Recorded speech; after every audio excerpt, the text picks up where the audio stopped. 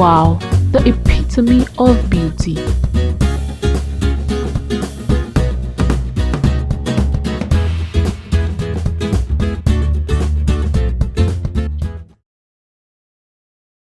They say beauty is in the eyes of the beholder, a matter of preference. If I were to ask you to describe a beautiful woman, you would have preferences about her hair texture and length, skin color and figure. Most of you would describe the same woman. What about the others? They're not beautiful because...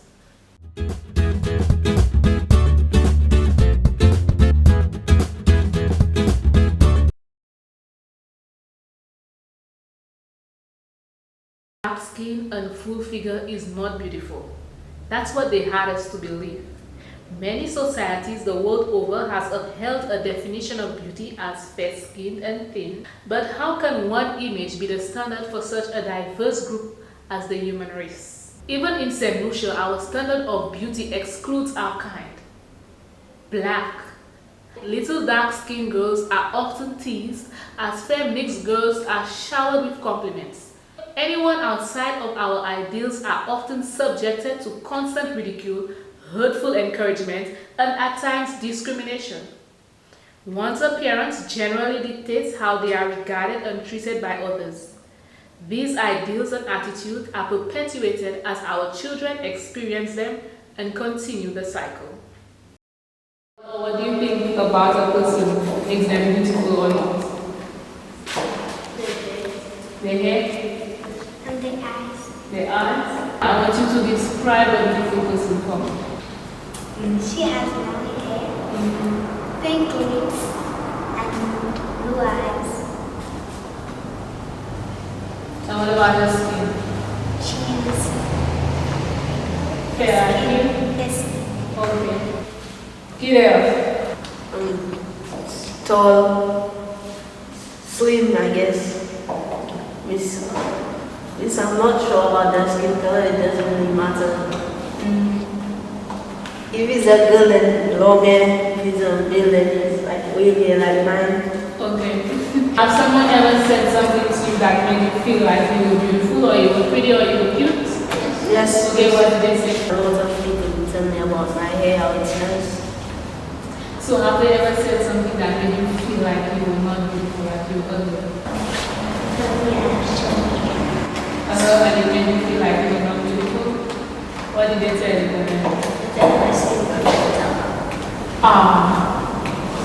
And how did that make you feel? I cried too. When I reached the hair, I was okay because I didn't they tell me I'm fat sometimes. It makes me feel a lot better. Over time, my dad told me not to worry again, so it made me feel better. Okay. Alright. You are all beautiful and handsome. Okay? And yes. Do you feel like people treat you differently because of how you are? Tell me. Some people tend to treat people that they think more beautiful better than those that they think that are less beautiful. Have you ever had an experience like because the person didn't like something about you, maybe they thought you were too heavy or something that they treated you different? Yes. What happened? When I was in grade 6, there was this group of boys and I went because there were a few boys in my class. They said all of them went to sports, but I was not really good at sports, so they didn't want to play. So have you ever felt like you wanted to change something about your appearance? Yes. You want to change your hair? What kind of hair do you want instead? A relaxed hair, straight hair? Okay. Yes. You want to change your hair? What kind of hair do you want? You don't know? You want curly hair? Why do you want curly hair? You feel like curly hair is better? Why? That's just what people make you feel? What did they say that made you feel curly hair was better? When somebody has curly hair, they say it's nice?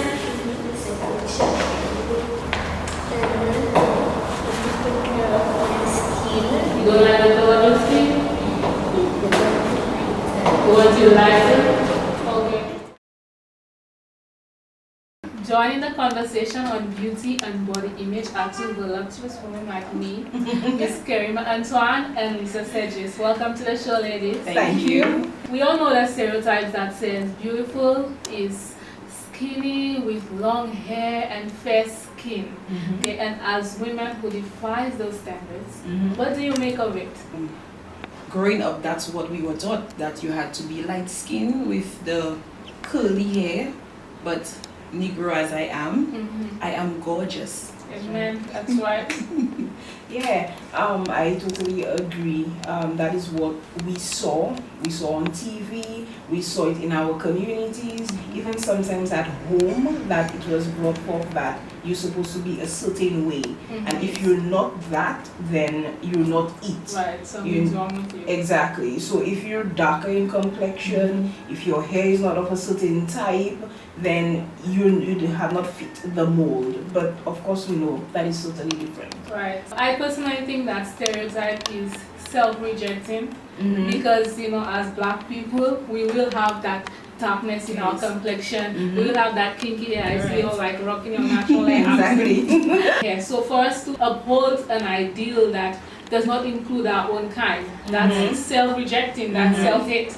So did you ever struggle with your image because of that ideal being such a norm in our culture? Yes, I did. For me, one of the things is came from my family, that some, not everybody, but some family members thought because of my physical features, I was not who they wanted me to be. And I suffered with that a lot. Low self-esteem, poor self-image, made me think that I cannot do certain stuff because of who I am. And of course that affects you. If you don't deal with it properly, it affects you badly. Right. How about you, Lisa? Well, my complexion was my issue growing up. My uncles, they taunted me for my complexion. My uncle is like my complexion, and he would just taunt me day and night. You black, you black, you black. And he had this little song, and he sang it, and it bothered me that I was this dark skin, and I vowed I would never marry a black man.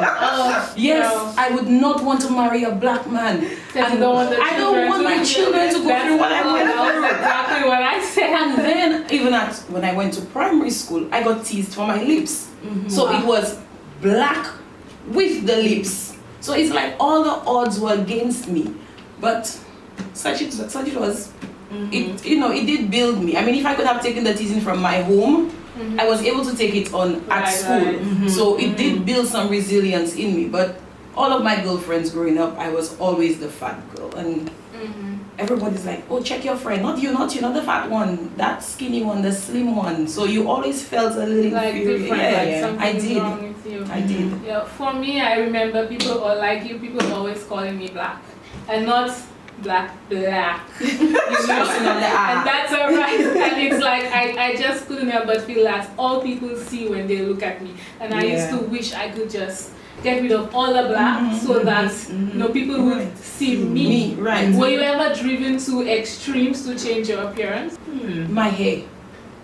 The only thing for me was my hair. I never liked the bleaching thing, but I always wanted to have. So from early I started weaving. I learned to weave my own hair. I think from Form 3 I was weaving to go to school because I needed that little curly.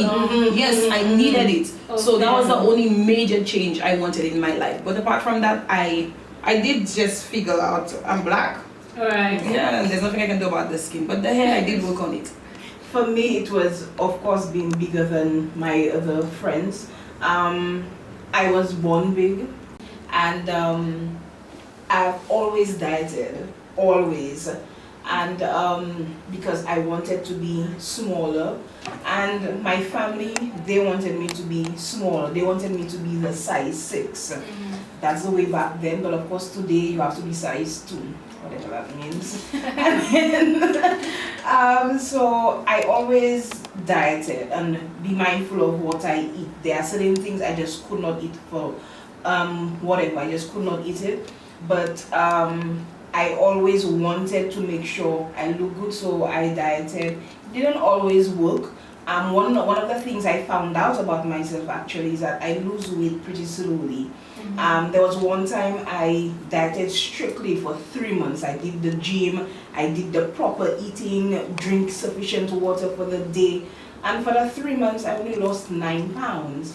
And I was dieting along with a friend of mine, and within that 3 months she lost 30 pounds. Wow. Whilst I lost only 9 pounds. Wow.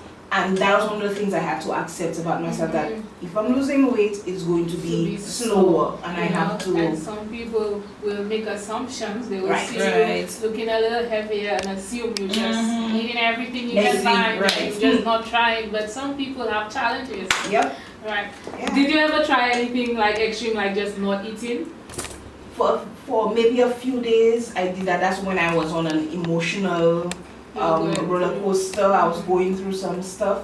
Then there are days I'll just not eat anything at all. Okay. I experienced that in my teens. Yeah. Wow.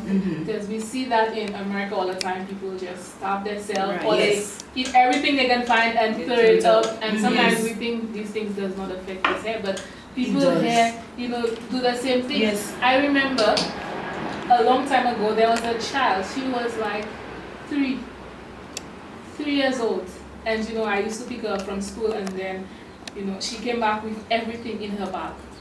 And so I thought she was sick. I asked her what's wrong, what happened. She told me she's fine, nothing wrong, but she was kind of reluctant to share. So I kind of encouraged her to eat. The following day, same thing, everything in her bag. So I said something's wrong. So I tried to comfort her and ask her, you can open up to me and everything. And then she told me, I don't remember her words exactly, but something to the effect of watching her figure. At 3 years Yes. old. And I was like, what? Who told you that? But it's because of comments people say Right. every That's time the they thing, see her. yes. You're too big, you need to lose Yes. weight. And the child took it, and the child starved herself for 2 days. At 3 years old. Yes. Yes. I have a niece who's like this. Wow. She always wanted to be a model when she got older. And she, as from a little girl, very, very small, she would not eat much. And she said, I want to be slim, I want to be a model. And she learned that early. If you don't eat, then you don't put on weight. So that was the mindset. She's a teenager now. Well, not teenage, she's an adult now. She's 22. And she's this... Still does it. No, she eats and she eats and she eats, but this child is so slim and I hate her sometimes. I remember some of the skinniest people in my class, they ate more than I did. Yes. And you have put on weight by just looking at her food. Exactly. You said you did not try bleaching. Did you ever think of it? I never thought of it because when I look at the persons who bleach, some of them they don't have enough cream, so they could only do their face. So their neck is black and the face is white, or their face is down up to the neck and the hands are black. I was always skeptical. It was just never something I was interested in. You understand? I never tried it, but I did think of it. Okay. But then to me, like you're saying, the thoughts, right? I was this black, and then they're gonna laugh at me anyway. Right. Exactly. Like, what they're gonna happened? laugh But anyway, right. And what we society does ridicule these people, but Yes. in a way, society drives them to that extreme. Exactly. Because we tell them, You're supposed to if look like you that. don't look this way, we cannot accept you. And Exactly. everybody wants to belong. No matter what people say, they're good by themselves, whatever. Everybody wants to belong. Everybody wants to be accepted. And so, if you say, for me to accept you, you have to change. Right. Then that's what people do, but that's what needs to change. The idea that we cannot accept you the way you are. It's true. We all have experiences that taught us something is wrong with the way we look and that we should change it. I'm sure you have a story to share. I sure do. I remember coming in from playing outside one day. I got a revelation of some sort. I was so excited, I just wanted to share it, so I ran into the house to my mom. Now picture this. I have really oily skin, and with my dark complexion, being out in the sun can mess up the look. So mom was standing near the stove cooking, and she looked at me and said, "Gade, oh no eh." Of course she meant nothing by it, but I couldn't help but feel like, really? That's all people see when they look at me, my dark skin? For my whole life, it seemed like that's all people knew about me, that I'm black, and that's all they needed to know. My excitement left, and so did I. I went back outside feeling kinda broken. I've been called names and teased for my skin color and size, but that day things changed for me. So I wanted to change that. After wishing I could change my skin color, praying for God to change it, and even thinking of how I could change it myself, I had to accept that there is nothing I can do about how I look.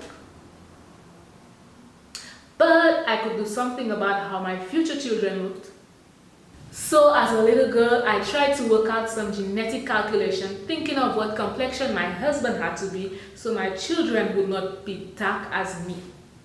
Alas, he would have to be a white man. And I made that deal with God, and I carried it throughout my life. I was determined that my husband had to be white. It sounds silly and kind of embarrassing now, but I just didn't want my children to go through what I did. Then I grew up and fell in love with a black man. I mean a dark-skinned black man. And I must say I was a little conflicted. I was like, God, how can you let this happen? You know the deal?